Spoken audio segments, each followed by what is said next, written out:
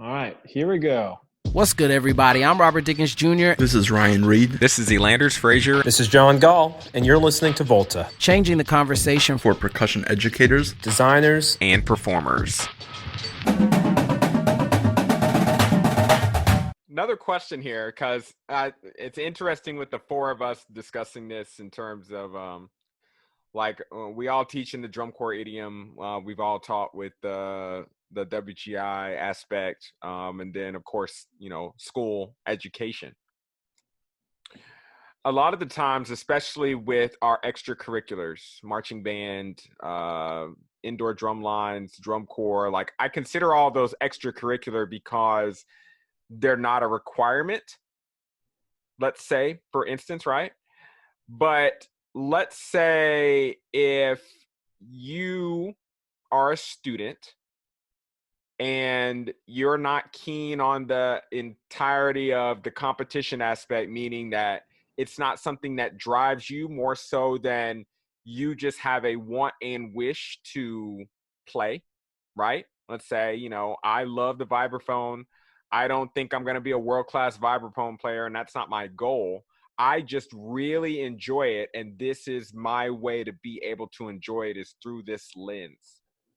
How do we make sure that those students get the experience that they want without stressing them out through the system that that's not chosen for them, right? Because when we're talking about especially secondary education, like the high school, middle school, high school realm, a lot of the times they can't choose where they go to school at. They can't decide what program they end up in. You know what I mean?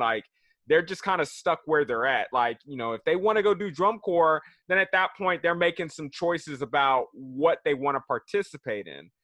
But on the high school level, middle school level, if it's something that they just enjoy doing, they don't have a lot of choices in terms of what they can do.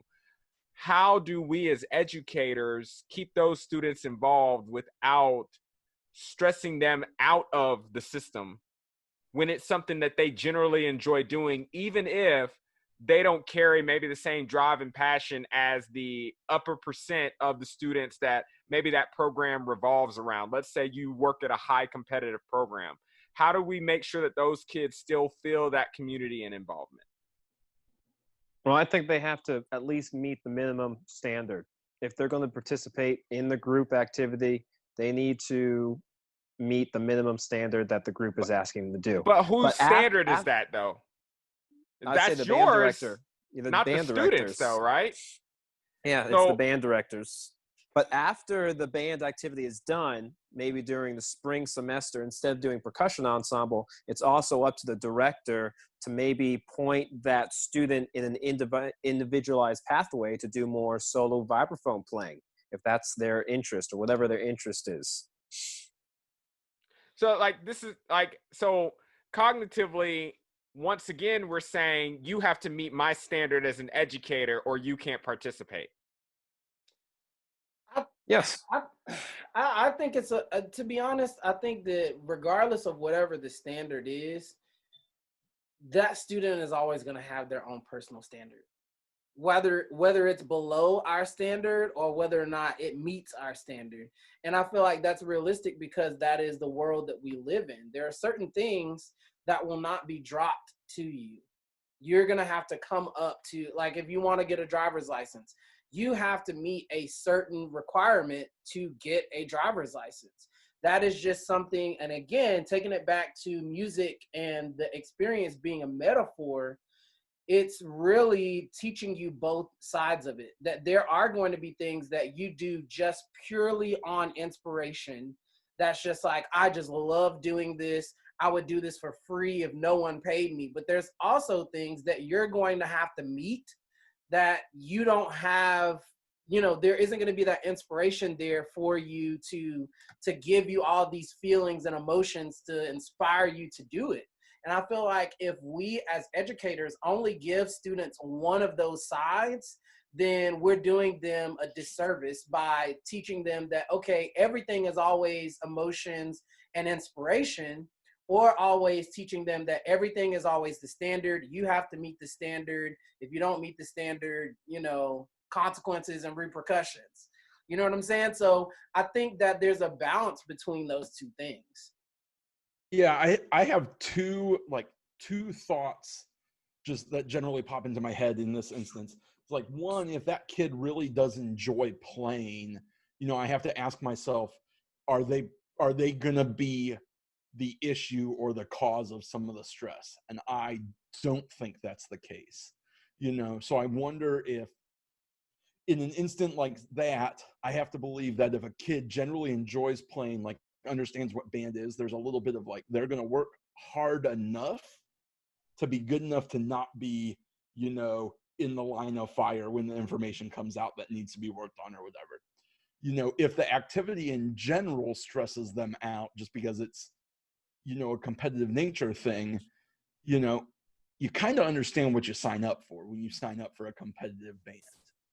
Like, nobody is like, I kind of like basketball, but I don't really like shooting, and I don't really want to win, so I'm going to join the high school basketball team. Nobody does that. Nobody would make that basketball team. And when these things are extracurricular, there's got to be a little bit of an expectation of what you're signing up for. Like at my newest school, I just lost my top percussionist from marching band because he doesn't enjoy marching band, but he loves the concert playing. So he's going to be in our top concert band, and he's going to be a rock star, and he's going to be like the example for the kids of like what you should be doing at home and this kind of stuff. But because he didn't like the competitive aspect of it, he didn't like the hours aspect of it, he was toxic for the group. And a kid like that, if it's like you really enjoy playing vibraphone and marching band is your outlet, because you're never going to play just vibraphone and concert band. So if the marching idiom is your outlet, that's fine. You've got to, and you don't want to be stressed, you've got to work hard enough to not cause yourself stress by needing more information than you need, or taking more information than you need. And you've got to understand that it's extracurricular. I think that's the point that I was trying to make, and I was trying to poke and prod to get y'all to demonstrate that point. Success. But the question that always comes into my mind is do we give those students that choice, right? So like in your case, Ryan, you gave that student that choice to say, I understand this part of the program is not something that you enjoy. However, I know that we can still use your talents once we move indoors to the concert season. Not every band director or percussion director gives their students that choice. And I'm trying to bring up the conversation is, why is it a good idea for us to give those students that choice? And when we make decisions not to say it's either all or nothing, is that the best decision we could have made for that student? I don't think it is. I mean, I honestly don't think it is, because we have to look at what is the end game. You know what I mean? What is the motivation behind telling a student that it's all or nothing? Is it that we're trying to keep the system of success that we have moving along, and we want to reach a certain level of competitive success? Or is it that we want the student to be able to learn the skills that they need to learn, in the time that they're there?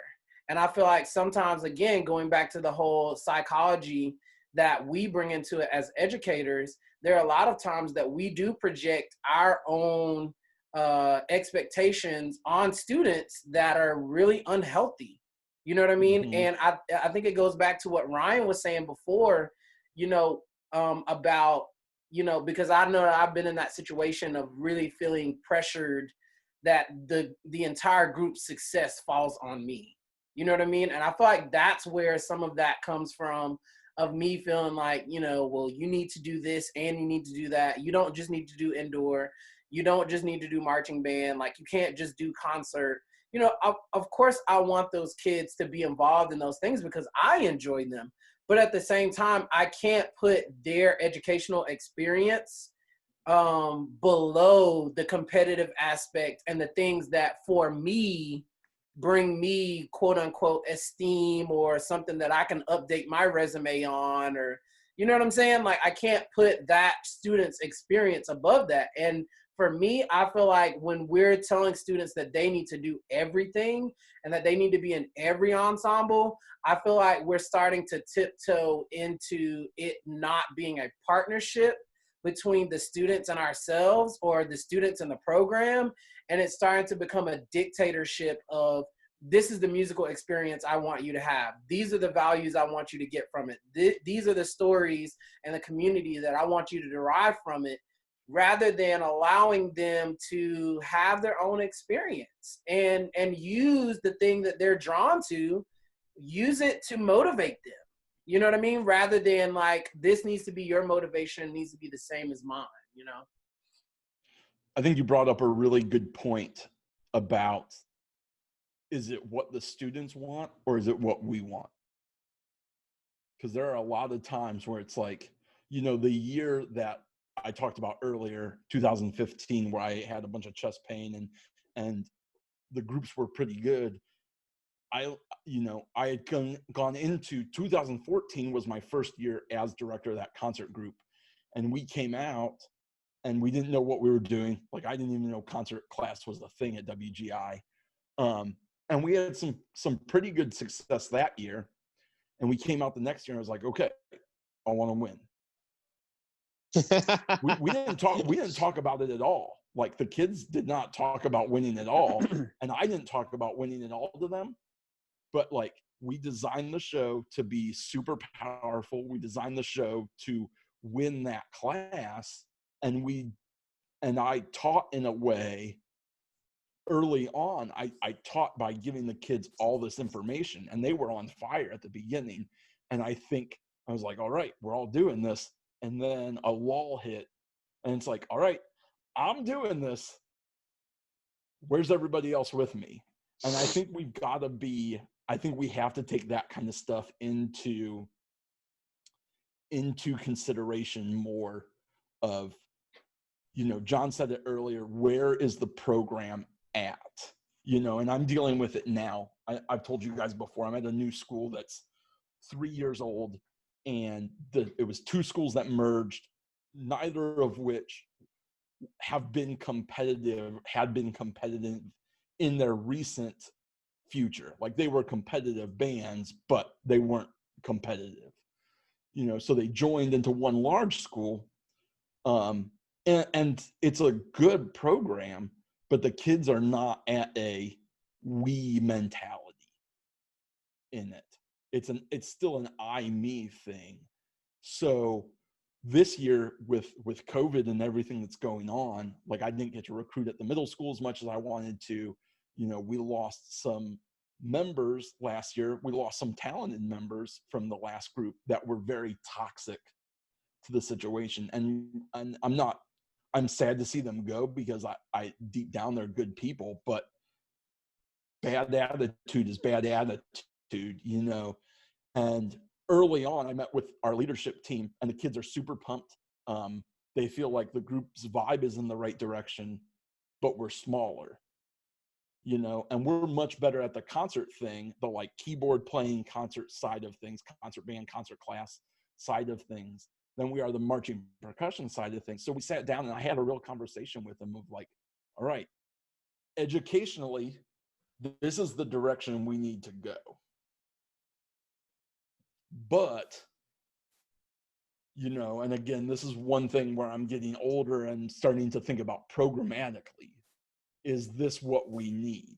You know, like a front ensemble in the class that we're in. And again, we're in Ohio. So like the class we're in, just to name some of the top groups in it: William Mason, who's a BOA finalist; Miamisburg, who's a BOA semifinalist; Milford, who was a BOA semifinalist; Lakota West, who's a semifinalist; and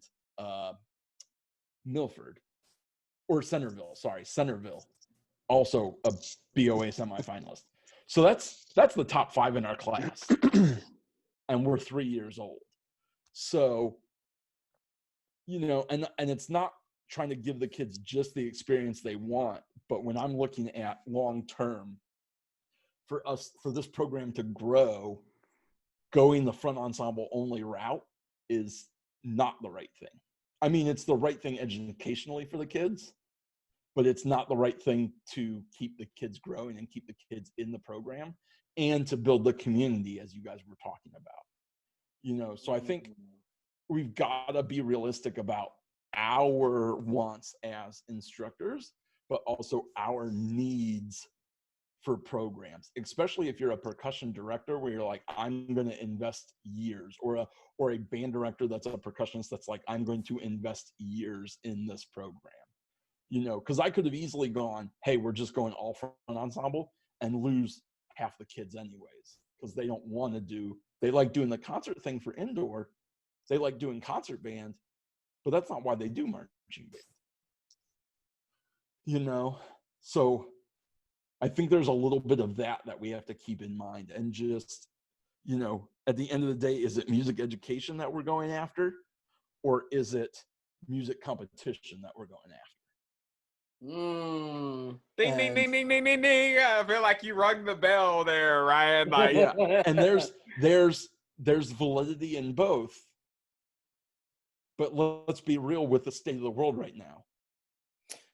It's looking like we might have marching band. But what happens if we don't? What happens to all those kids that are like, we win stuff? Wait, there's nothing to win. Right. Do you enjoy it for the sake of enjoying it, or is it only the competition that makes you want to be a part? You know what I'm saying? It's like if you like running a track, let's say you're a runner, you love to run. Maybe you become an Olympian, right? But if the Olympics is canceled, 2020, do you still like getting out and running? Or were you only doing it because it was something functionally and formally that you had gotten in that allowed you competitive success? Well, and what's the definition of success? There's only one winner. Yeah. And I mean, and the other part of that is having to teach kids, like you said, what success is, and to understand that once you get into a certain range, it's really very subjective as to who the best is. You know what I'm saying? And I think that it's very helpful to students to understand that, specifically when you go out into the world, because everything is not, like I said before, everything isn't going to be, oh, this is my job, this is my thing, I just go in there and get it. Like, no, competition is a part of life. It is a part of humanity. So students need to understand how to compete in the market, in the world, whatever. But at the same time, I think the tricky thing is having our students understand that their competitive success, i.e. their rating, i.e. their placement, scores, whatever, they're not an indictment against your character as a person. You know what I'm saying? And I think that sometimes that's hard for us to teach as educators, because there are a lot of times, like Ryan said, where you were second place and you knew you should have been first place. You know what I mean? And students pick that up. They can put two and two together, but that's a valuable life lesson to understand that, hey, there are some things in life that come down to someone else's opinion, and that's just the way that the cookie crumbles. However, I want to be at the top of whatever it is that I'm doing in my life. Hey, Ava. I want to be at the top of whatever it is that I'm doing at my life, but me putting in this amount of work doesn't guarantee that I'm just going to get it. And I have to make sure that my self-esteem and my self-worth as an educator, as a musician, as it relates to the students, isn't tied to that. Because it's very easy to tie your identity to winning, being at a certain level, achieving a certain amount. Like, that's a hard balancing act, I think. Well, I think it comes down to teaching the students the difference between like your best, the idea of your best, and the idea of the best. Because your best is, you can personally measure that. Did you give every ounce of effort that you could? Did you take in every moment that you could? Did you take in all the information that you could and apply it? When you're judging the best, you're not in control of that. That's somebody judging a number of people doing the same thing, you know. And when you're talking about competing in the market and in life, I think you're exactly right. Like, that is competitive, but there's not one winner. There's one winner for a job, but there's multiple jobs. Like, there's schools don't have a teacher. Right. They have multiple teachers in every field, usually, except for band. They have a band director. Unless you're in Texas. Correct. But, you know, if you get the job, you might not be the best, but you did your best, and you were in that pool of people that were good enough to get that job. You know, Right. and I think that is some of what we need to teach, what we need to, and by we, I'm talking to myself right now too, is need to teach our students is like, as long as you are doing your best, not trying your best, but doing your best, That's, you know, good. That's a good you difference. will be successful. But, like, you know, trying makes us feel better for failing, you know. And I totally get that you got to try some things, but at the same time, like, you got to do things, you got to experience things. If you don't actually do them, like, I'm not trying to lose weight, I need to lose weight, I am losing weight. I'm not trying to, but then coming home and picking up that box of Twinkies going, these look real good. Good thing I went to the gym, I can eat 14 of them. Right. I'm not trying at that point. I'm just telling on myself I'm trying, so I feel better about it. And I'm not eating 14 Twinkies a day, but I am going to the gym every day. So it's doing it. You can't try, you know. And I think too many times we use the word try to either make ourselves feel better about it, or to, like, go, okay, I exerted enough effort to, like, try it a little bit, realize I'm not good at it, and I'm done. So I wanted to bring about, you know, we talked about earlier, and I'm sorry I missed the tail end of that. Sounded like a really thrilling conversation. When are we gonna have your daughter as a special guest on the podcast, E? Maybe once the podcast has gotten a little older, because there's no telling what will come out of her mouth, and she'll be censored the entire time. So I wanted to bring about, like, a parallel between what competitiveness in our activity in terms of, like, arts, marching arts is, you know, more specifically, but even just the concert, you know, the percussion idiom, right? So we talking about from a total scape of percussion and how we view competitive success. It's always subjective, right? Like, there's no quantifiable, I mean, very rare, right? You know, unless we're talking about breaking a Guinness World Record for number of strokes or something like that. That's when it becomes black and white. But for most of everything that we do in terms of a judged perspective, it's all subjective judging and based on a final opinion. Whereas the parallel of athletic sports, a lot of it is black and white, meaning that there is a scoreboard, and you can directly see who scored more points based on this. The only subjectivity at that point comes in the point of view of the referee when they make a call on something, right? So unless, you know, let's say we have a game that a no call was ever made, whoever scores the most points, subjectively, we can see they are clearly successful. And, you know, I think sometimes we put too much stock into the black and white, saying that I need to have a number at the end of the day that justifies my worth, more so than it's a blessing to be one of the two teams in the Super Bowl. It's a blessing to be one of the two teams at the NBA Finals, or to make the playoffs, or, you know what I mean, to just get through the entire season without injuries. You know what I mean? Like, what team has ever stepped up and said, our entire team made it through this entire season without somebody going on an injured list? That's a success in my point of view. That means that everybody's doing the right things from a training standpoint, from a health standpoint, et cetera, and we made it through. Do we cognitively, and we're talking about the psychology, right? You know, I think we could write a book about this. Do we cognitively think about all the ways that success can be measured in the things that we do versus looking at an in-game success goal? And are those conversations that we have with our students from the onset so that they understand now how to better value their worth throughout the entire season, not just at circuit championships, at world championships, or at the first competition? Do we I think think it's most of the important? time is no. I don't think we have those conversations. I think they're important, Yeah. definitely. But I don't think we have those conversations as much as maybe we should.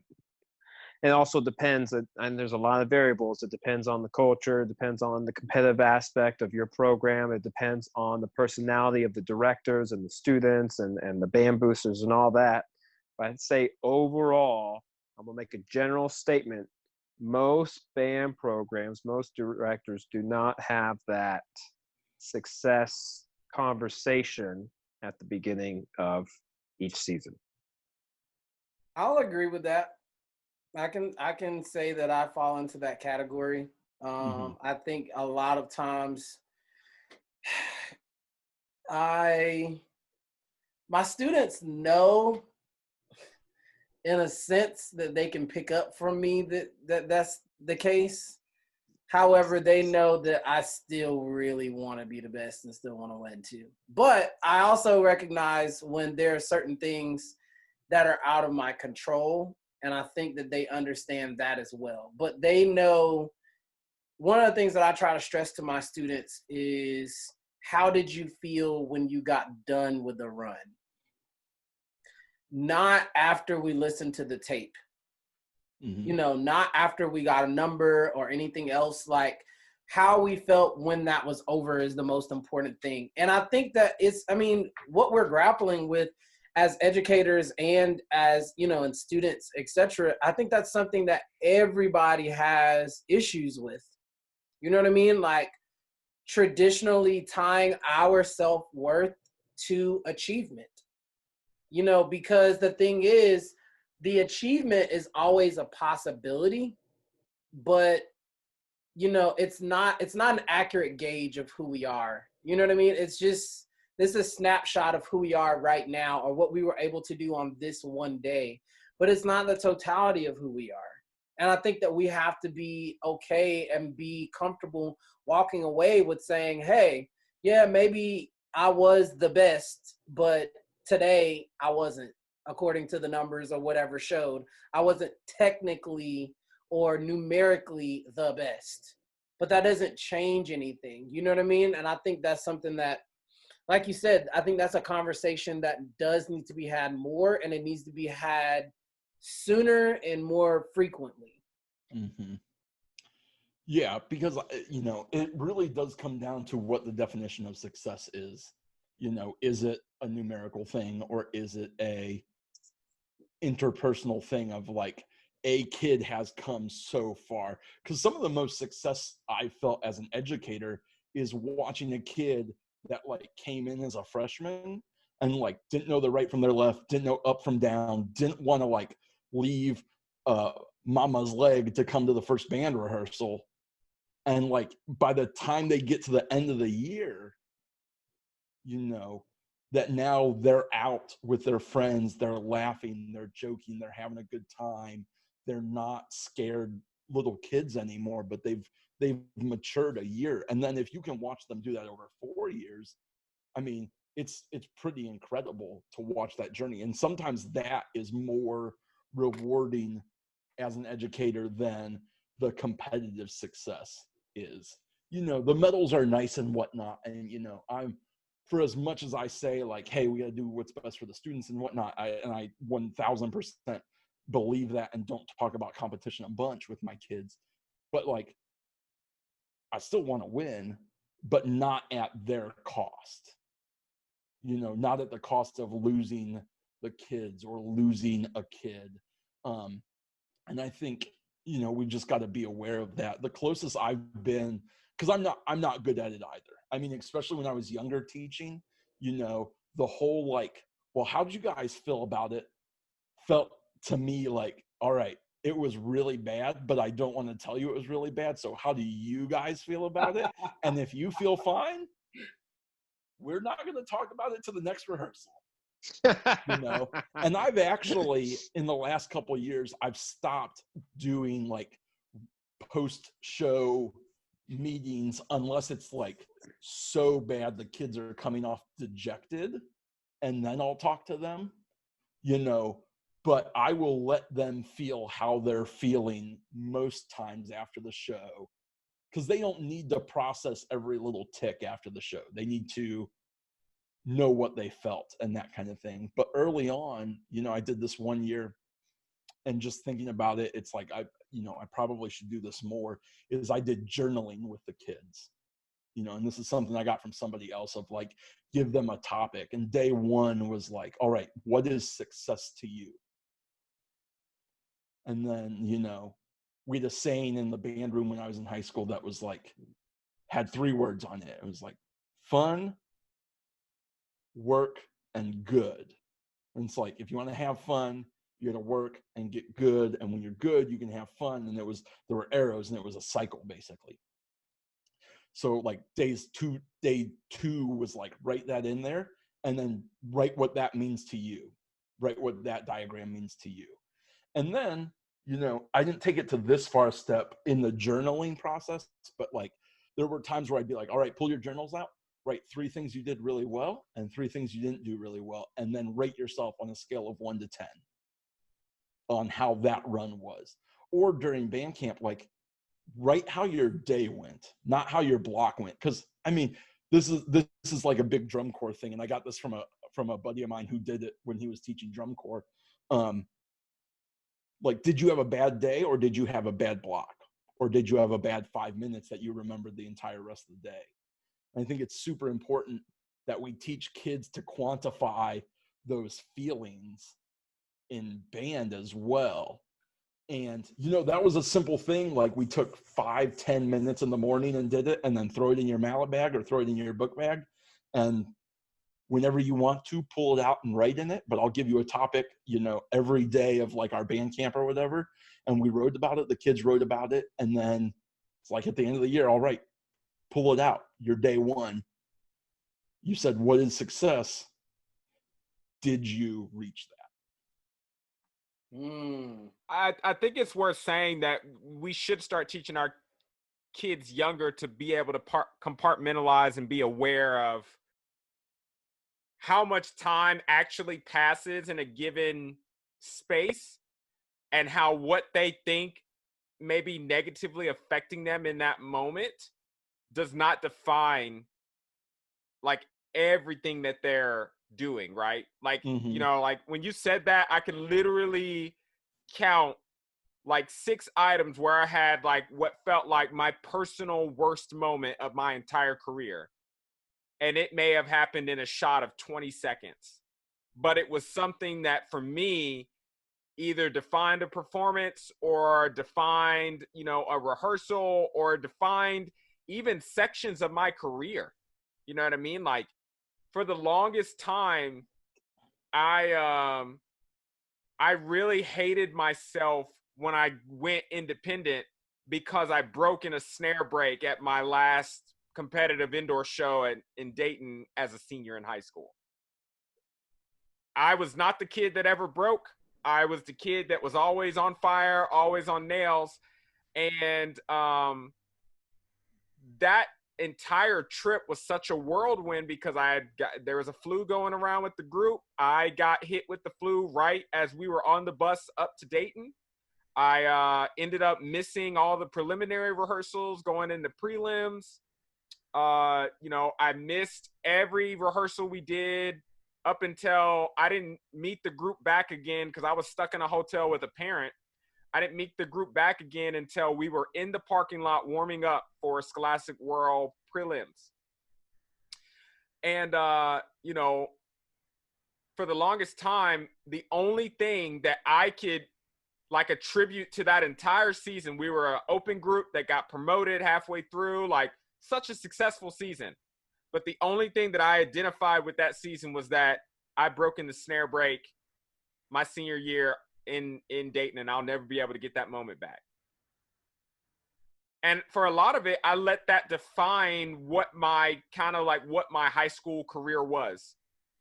I mean, and on a videotape, yeah, it's captured and I'll never be able to forget it. And you know what that looks like, you know what I'm saying? But in the total scope of things, like those 3 beats that I broke, like literally 3 beats, may have been 20 seconds. And as a student, and you know, we say this podcast is for students, performers, and designers, right? As a student, should I let that 20 seconds define everything that transpired that year, or even my progress as a performer, right? You know, I've talked about in the past that I was a saxophone player that transitioned to drums, et cetera, et cetera. And it's like, look at how far I came from the age of 14 to 17. In 3 years, from never playing a drum to being in a Scholastic World group and the section leader of a snare line, right? Not to say that snare lines are awesome. They're cool. But you know what I'm saying? Like, just looking at that, like, if you picked me out of that crowd, somebody might say, man, that kid's been playing drums his whole life. Nah, I started like 3.5 years ago. I just happened to practice a lot. You know what I'm saying? But letting that one moment define my career, why? Mm-hmm. You know? And it's like, for me, same thing happened again in my age out. I was aging out, 22. Highest level of competitive success. Broke again in the snare break. So from a patternistic standpoint, I start to feel like when I'm at my highest level, I overthink things and they cause me to have breakdowns and failures, right? But for the longest time, I let that break define that performance for me. Even though we were a second place group by like 0.05 of a point, I blame myself for that 0.05, saying if I had only not broken in that snare break, we would have won. How do I know that? That's really weird because I'm pretty sure I know the year you're talking about. We had that same instance where we were 4th place, and that was the highest that Matrix has ever placed. We were 0.05 behind the group behind us, and it's like everybody in that group, like after we found that out, was like, was it the mistake that I made? Was it the mistake that?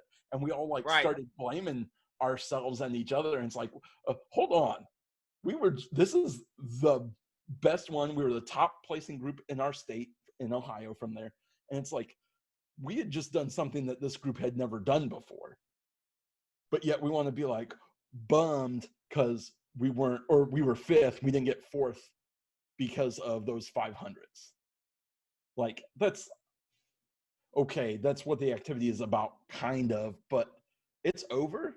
Like, let's enjoy it at that point. So I totally get that. Right. And it's funny because I came off the court crying because I was upset about my mistake, whereas everyone else came off the floor crying because of the joy and, you know, just like the electricity of, we were the last ones on. We went into finals in 1st place and came out 2nd by 0.05 of a point. And like, they were trying to tell me in that moment, like, yo, it doesn't matter anymore. Like, it's done. Whatever's going to happen is going to happen. We can't take it back anyway. You know what I mean? But I let that define my mental state a lot. Even, and today we're talking about psychology and the projection of that. I started micro-analyzing everything that I did as a performer leading into that moment and making sure my students didn't make those mistakes or what I saw as a mistake. And, you know, so I give you like one example, like I changed sticks from the warm up, the rehearsal we did that day to the parking lot, right? Like I wrapped new sticks. And for a long time, I said, if I had only just done the warm-up lot and the performance with the sticks that I played with earlier that day, I wouldn't have ticked the break. And it's like, okay, but the sticks were shot. They had to go. Mm-hmm. You know what I mean? Like, I also wanted a memory. I wanted final sticks. Mm-hmm. Yeah. But, you know what I'm saying? Like, but because you got to think, like, when you're in that moment, at the same time, you're like, do I risk it? But then you're like, well, I do need another pair. And this will also dually serve as a memory because I'll never be able to do this again. Now I'm, as an instructor, making sure my kids don't switch sticks from the last rehearsal to the show, for fear that something I did in my personal life might transmit to them. Completely unrelated, right? But here I am, like, y'all, make sure you got any sticks that you're using tonight, you better use them this morning. And it, like, as an instructor, you know what I'm saying? Like, how crazy, like, I'm thinking about the reality of that and, like, how crazy that is for a student. Like, why is E so hype on these sticks? Like, yo, man, chill. You know what I mean? Like, I don't think that's crazy. I just think that's a lesson you learned. I think it's really important, actually. But the question is did that make the difference, though, John? And we say it could have. We can say that it's a lesson that I learned, but did it actually make the difference? Yeah, it could have. The new sticks bounce different, though, E. Look, I always say, well, I always told myself that the newer sticks were lighter. And when the adrenaline came in the performance, I couldn't control them because I had not been playing with those for an extended period of time. You know, like, I did the whole warm-up lot and everything, but the warm-up lot ain't the show. Right. You know? Right. But, you know, I could be honest about it. Like, if I could go back and do it again, which time travel don't exist, I probably would keep the same sticks and see how it turned out. But then it's like this, like, right? What if I kept the same sticks and we still ended up in the same spot? That's the paradox of time travel and why it never works out. Like, when you watch science Well, if you kept movies, the same sticks, would you have broken? But that's just the thing. I had never broken into snare break before. But contrary, though, the year before in prelims, I fell. And I thought that was going to define my career because it was pouring rain in Dayton. And we were all running out on the floor with slippery feet. Now, we didn't fall as bad as some of the groups that had performed that day, but I fell in prelims. And I dropped one stick. I didn't in finals, but we also learned a lesson, too, that we shouldn't have spare sticks in every other snare bag because we thought that was smart as a snare line. And, that's what we're talking about, like, the lessons that we learn. And I would say, and this is only for me, at the final assessment, it does define that experience in that moment of time. It doesn't define the entire experience for the season, but in that moment, it defines why that happened. But that's just my opinion, and you can agree or disagree. That's your opinion, but what I'm asking is, as a performer, should I have let that one moment define that performance? I think for a short period of time, yes. But then over a long period of time, you'd figure out it's really not that big a deal.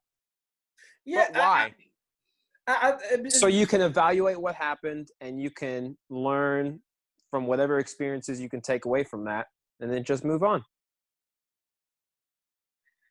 I agree with that. I mean, to me, someone agrees with me. Excuse me. I think because I think about it like this: it's all about context. It's all about the context that it happened in. Like, over 7 minutes, is that awful? No. Over those 3 seconds, that that was your fault. Feature, yeah, okay. Like, I mean, but again, when you think about it, how are people going to experience it? And I think that's really the biggest thing. You know what I mean? Like, our personal experience happens in this little vacuum, but often the people that are watching it have this large context, you know what I mean, that we're not usually seeing because we're you know, we can't see the forest for the trees because we're the person. You know what I'm saying? Like, as many times as I've watched that, you know, that particular show in 2007, it never even dawned on me, to be honest. Like, I don't pay attention to that. You know what I mean? I don't pay attention to you breaking. It's like in 2007, that summer, I remember the snare feature at the very end of the snare feature, the easiest part of the snare feature. Someone, and I know exactly who it is, and all the other 7 people online, we all knew who the person was. They pulled out of the end of the snare feature. It was the easiest part of the snare feature. But at the end of the day, that's just what happened. And that's what happened within that one section, just because we all remembered it because we were dialed in with whatever happened before. But as much as that was the case, when the ESPN broadcast came out and people were watching the ESPN broadcast, not one person said to me, hey, did you hear that dude blow those flams at the end of the snare feature? No. They were like, hey, they did a thing on Glassman and I saw you on there. It was pretty cool. That was it.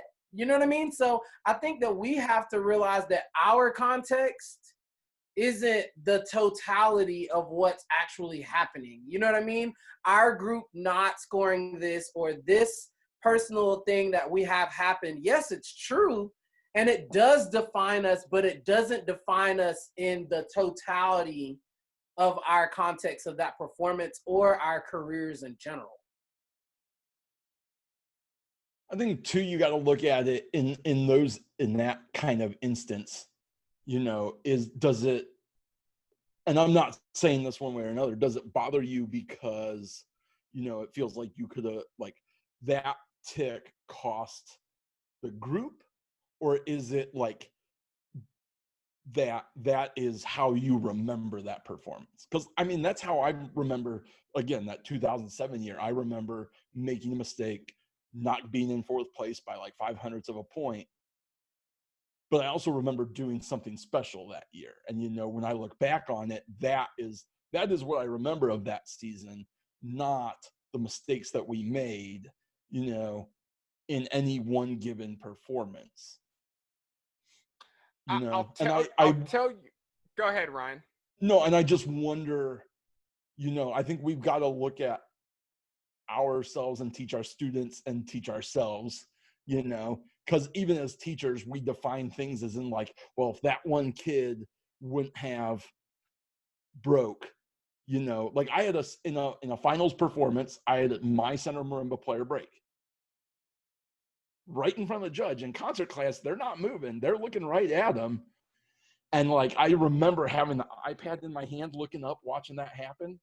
And my first instinct wanted to be to just throw this iPad across the field. Nice. But in that one moment, yeah, that's how I felt.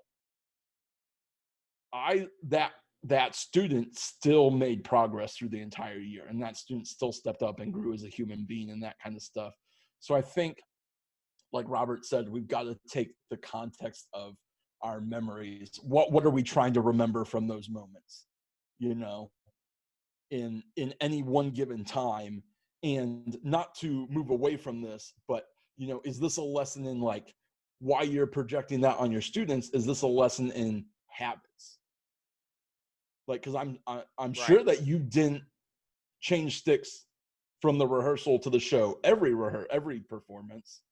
Right. You know, and is maybe that why that one stings, because you're like, well, I didn't do this every other time, but I had to do this time because the sticks were bad. If the sticks are bad, the sticks were bad, you know, but you didn't have to. You know, when I marched DCI, every bus ride from the rehearsal site to the stadium, I fell asleep. Didn't try to, just did.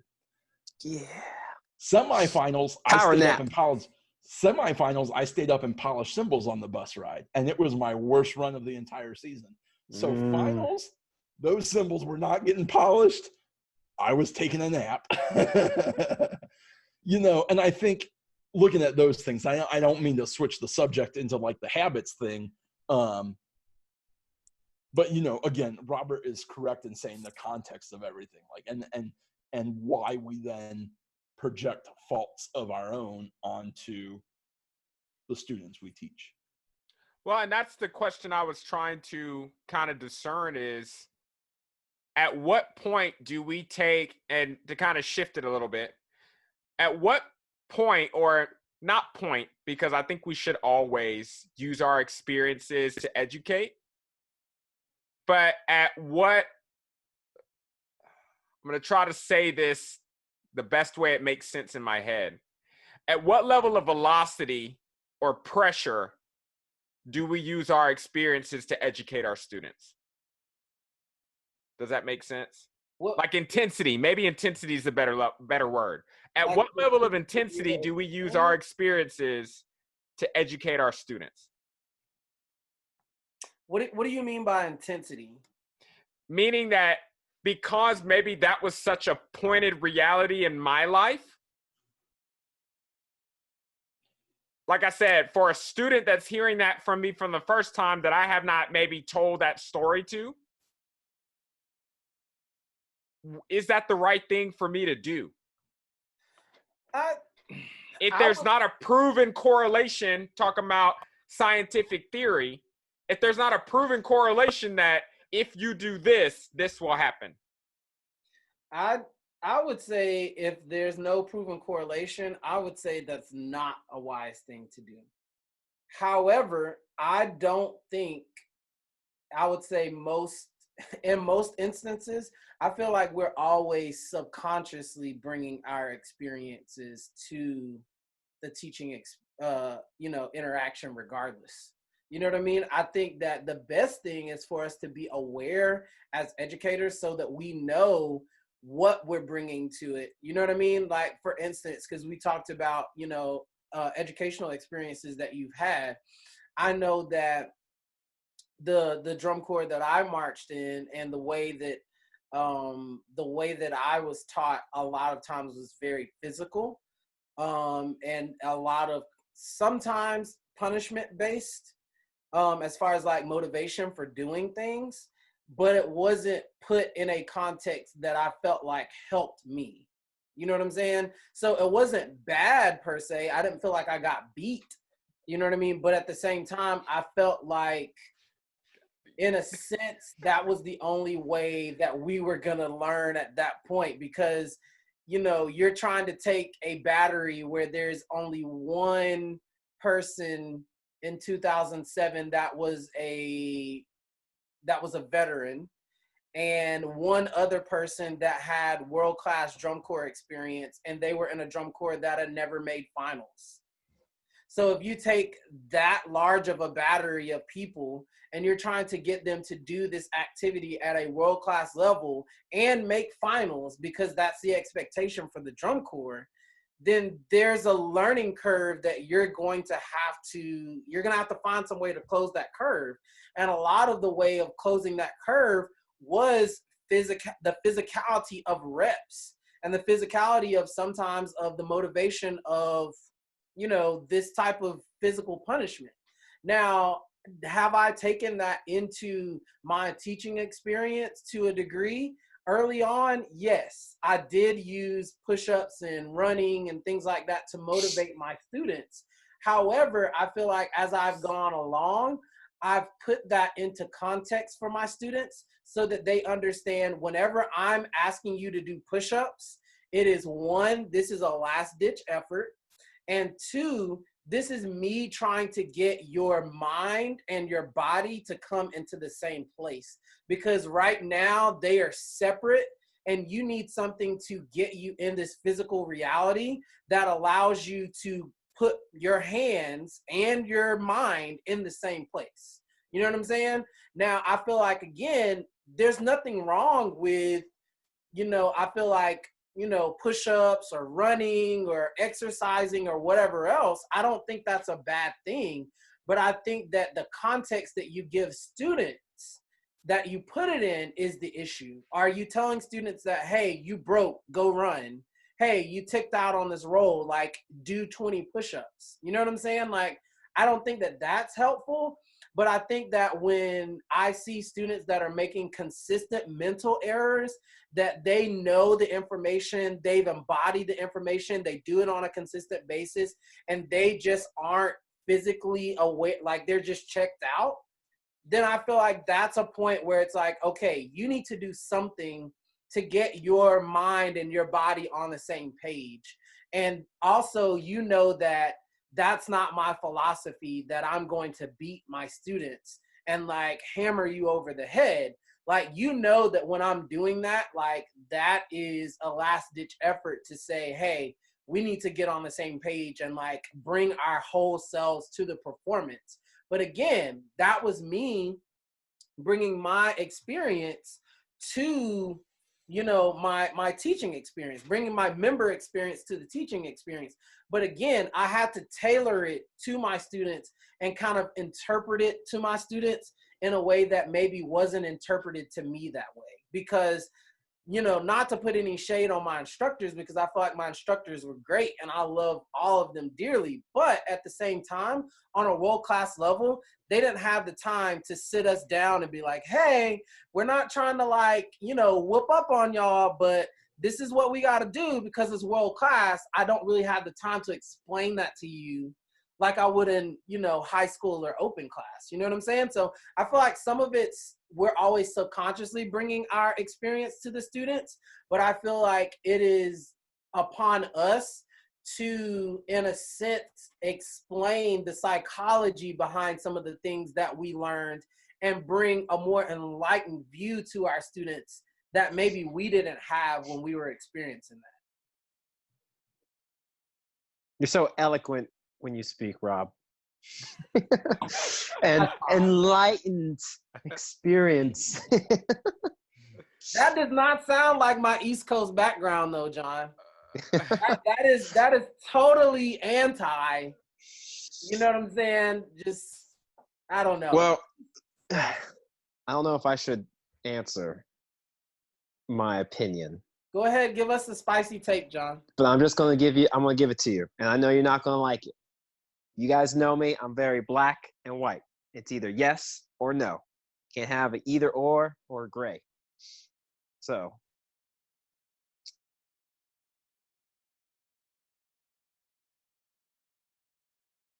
Dramatic pause. Still recording. I know. Dramatic pause. I'm trying to figure out how I want to say this. You know, I'm just going to say it. I think at the end of the season, if it's the last performance and a kid messes up, I think it's their fault.